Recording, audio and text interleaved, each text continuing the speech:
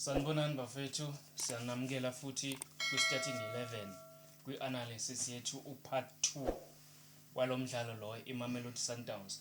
Angihambi ngedwa la phethe uDonsa Wenkabi. Donsa Wenkabi kuhamba kanjani?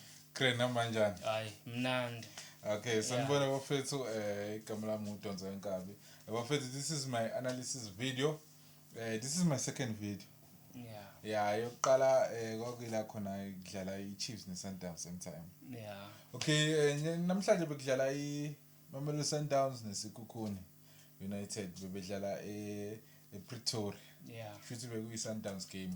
Yeah. Hey bafethu, lo match lo hayi it was a roller coaster, bekhona idrama, dominance, comeback scare, and isayivala ngebrace.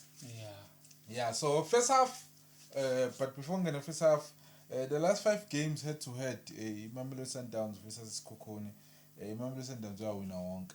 Yeah. And on top of that, inama clean sheets is out 4.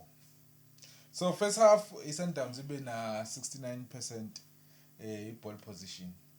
We dictate tempo with the short passes, but gonna be nama shots of 7. Yeah. 3 on target.